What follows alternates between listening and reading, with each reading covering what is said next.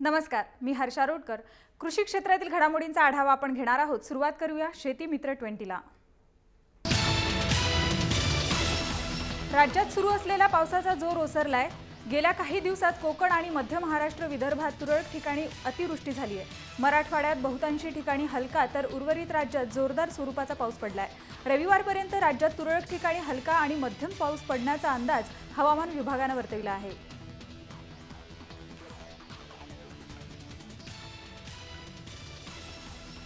कोकणात कोसळणाऱ्या मुसळधार पावसामुळे बळीराजा सुखावलाय। जिल्ह्यात आतापर्यंत 29,173 हेक्टर क्षेत्रावर भात लावणी पूर्ण झाली आहे।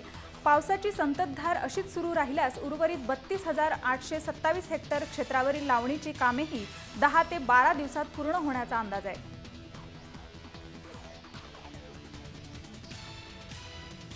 सरकार, व्यापारी आणि शेतकरी प्रतिनिधी यांच्यात बुधवारी मंत्रालयात झालेल्या बैठकीत तोडगा निघाल्यानंतरही गुरुवारी सकाळी आडत कमिशनवरून वाद झाल्याने नवी मुंबईतील एपीएमसी बाजारपेठेत व्यवहार ठप्प झाले होते। बाजारपेठेत 400 पेक्षा जास्त ट्रक भरून आलेला भाजीपाल्याचा माल पडून होता।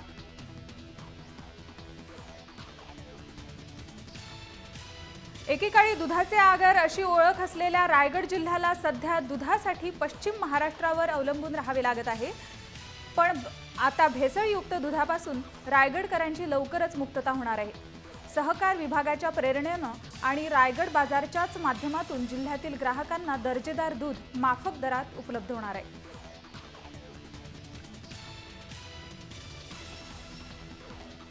यवतमाळ जिल्ह्यातील ज्या शेतकऱ्यांनी खरीप हंगामाकरिता कुठल्याही बँकेतून कर्जाची उचल केली नाही किंवा थकीत कर्ज नाही, अशा सर्व शेतकऱ्यांनी बँकेत कर्ज मागणीसाठी अर्ज करावा। अर्ज करून पीक कर्ज न मिळाल्यास शेतकऱ्यांनी जिल्हाधिकारी कार्यालयाशी थेट संपर्क साधावा, असे निर्देश देण्यात आले आहेत। गुरुवारी मध्यरात्रीपासून जिल्ह्यात संततधार पावसाला सुरुवात झाली आहे। शुक्रवारपासून सोमवारपर्यंत पाऊस सुरूच होता, त्यामुळे नदी, नाले, तलाव आणि बोड्या भरून आल्या आहेत। त्यात इरई, वर्धा आणि गोसेखुर्द धरणाचे दरवाजे उघडल्याने अनेक नद्यांना पूर आलाय, त्यामुळे शेतकऱ्यांचे प्रचंड नुकसान झाले आहे।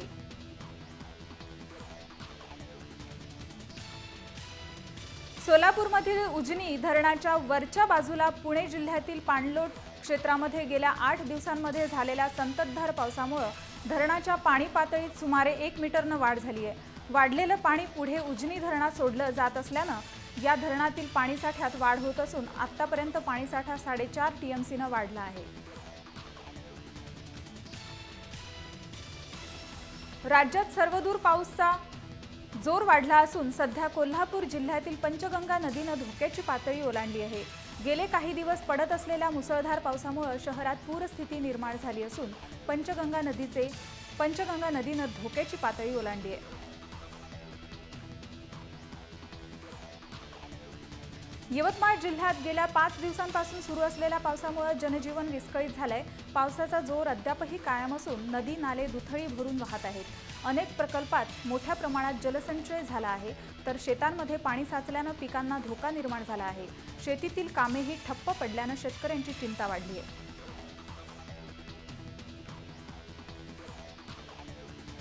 जमिनीची भूजल पातळी वाढावी आणि शेतकऱ्यांना सिंचनाची सोय शेतात व्हावी, याकरिता शासनाने मागेल त्या शेतकऱ्यांना शेततळी ही योजना युद्धस्तरावर राबविणे सुरू केले आहे। परंतु या योजनेत अनेक त्रुटी असल्याने शेतकऱ्यांनी तुर्तास या योजनेकडे पाठ फिरवली असल्याचे दिसून येत आहे।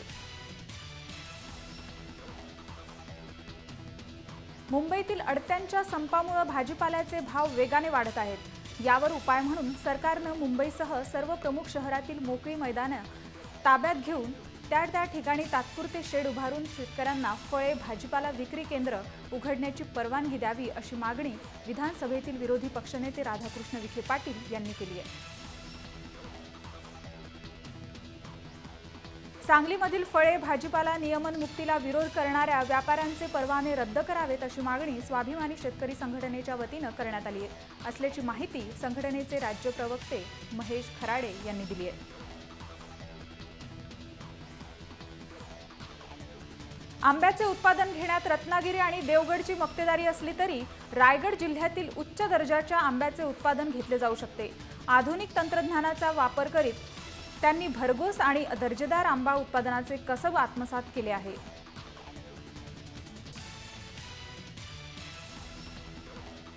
देशात एकूण सुमारे 5,000 काजू प्रक्रिया उद्योग असून त्यापैकी सुमारे 1/3 म्हणजेच 1,800 उद्योग महाराष्ट्रात आहेत. पुरेशा खेळत्या भांडवलाअभावी यापैकी बहुसंख्य उद्योग वर्षाकाठी जेमतेम 3-4 महिनेच चालतात. पण यंदा काजू बीच्या उत्पादनात लक्षणीय घट झाल्याचं दिसून येत आहे.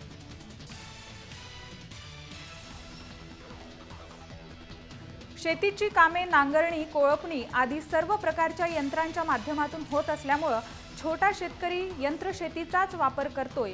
गावोगावी ट्रॅक्टर, पेरणी यंत्र, मळणी यंत्र अशी साधने मोठ्या प्रमाणावर उपलब्ध असल्यामुळे भाडे तत्वावर या यंत्रांचा वापर छोट्या शेतकऱ्यालाही करता येतोय.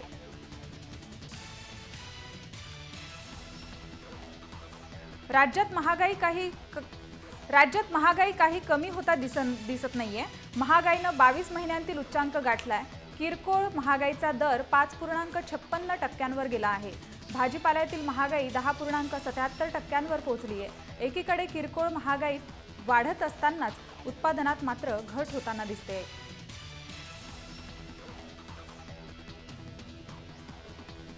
तुमसरच्या देवहाळी परिसरातील विविध कारखान्यातून रासायनिक पाणी नाल्यात सोडण्यात येत आहे. त्यामुळे नाल्याकाठावरील सुमारे 55 शेतकऱ्यांना धान रोवणी थांबवावी लागली आहे. या प्रकारामुळे शेतकऱ्यांमध्ये नाराजीचं वातावरण आहे.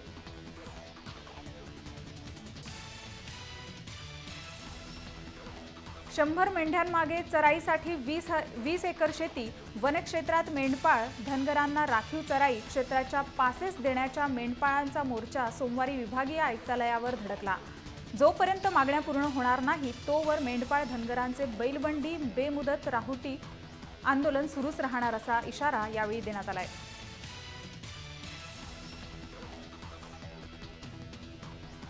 सांगली येथे 1 महिन्यांपूर्वी पाण्याचे भीषण संकट निर्माण झालेल्या जिल्ह्यात सध्या पूरस्थिती निर्माण झाली आहे. सलग 6 दिवस कोरड्या असणाऱ्या वारणा आणि कृष्णा नद्यांना सध्या पूर आला आहे. यामुळे 1 महिन्यांपूर्वी पाणी टंचाईचे संकट निर्माण झालेल्या या जिल्ह्यांवर सध्या पुराचे संकट घोंगावत आहे. औरंगाबादमधील कृषी उत्पन्न बाजार समितीमध्ये आषाढीच्या पार्श्वभूमीवर रताळ्याची 150 क्विंटल आवक झाली असून त्यास प्रति क्विंटल 2,000 ते 3,500 रुपयांचा दर मिळाल्याची माहिती बाजार समितीच्या सूत्रांनी दिली आहे.